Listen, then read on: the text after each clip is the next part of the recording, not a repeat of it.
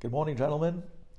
Our 57th segment of Think Before You Speak series, Laws of Shemirat Halashon with clarity, with a few stories. Lilu Nishmat Chafetz Chaim Zechet Tzadik L'Bracha. Lilu Nishmat Luz Aliza Bat Henriette and her children that passed with her in the fire. Ruach Hashem Tinichen Began Eden. As well, it should be Refuah Shlema for Chol Cholei Amo Yisrael. These halachot should be specifically dedicated for the Shmira and the Hatzlacha Gdola of our Bnei Chabur and Klal Yisrael. And these halachot should be a great Shmira Ma'al Yemin HaShamayim for great Hatzlacha for Chaim Davido ben Chayei Sarah. Today, the title of our halachot is Lending Out. Now, everybody knows that when we lend things out, the probability of them coming back is not always good, simply put. Could you imagine a boy who goes away to yeshiva and he's in a dormitory and he comes into the dorm and he has his ironing board, his iron, he has all different little gadgets that he brought along with him to have with him in yeshiva, the conveniences of home.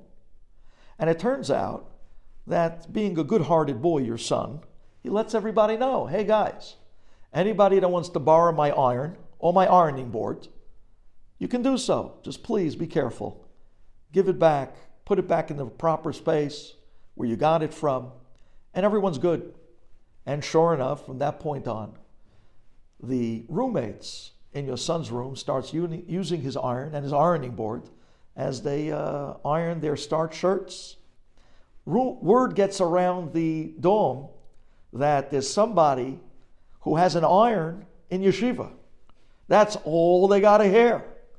Suddenly they come down that hallway, hey, somebody here has an iron, and they start borrowing your son's iron, and the day comes where somebody who was negligent by borrowing the iron forgot to shut it off, and the iron burnt itself out.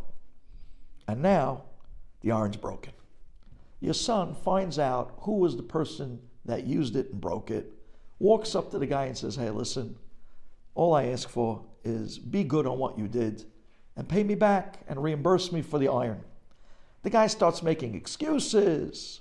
How do you know it was me? Who says? And he starts telling him all different excuses to get out of it.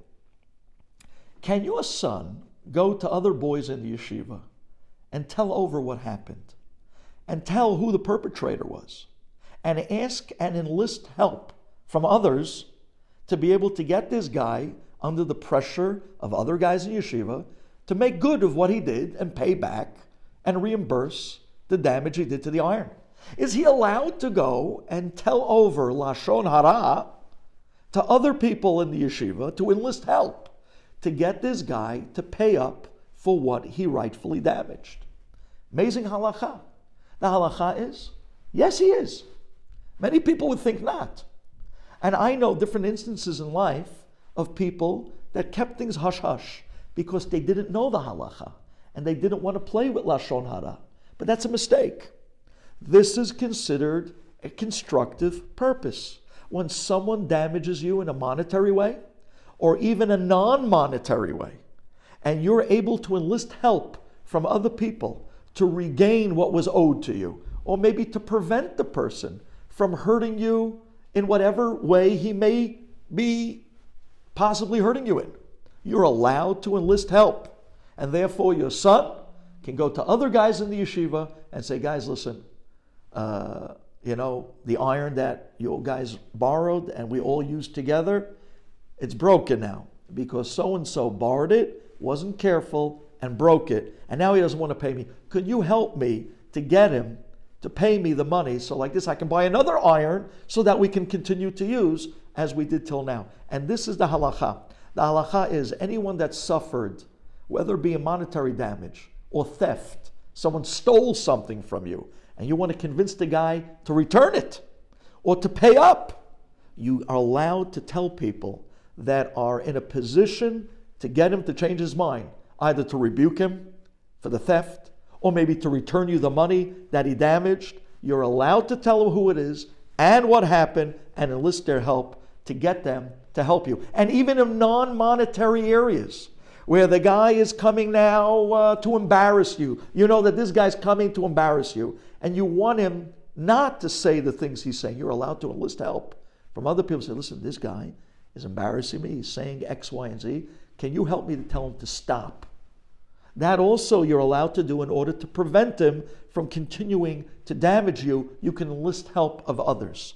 On a spiritual level, I just want to put in there, I found out over the years that the guys out there that were not selfish, but selfless, and they saw other guys in positions that they needed help.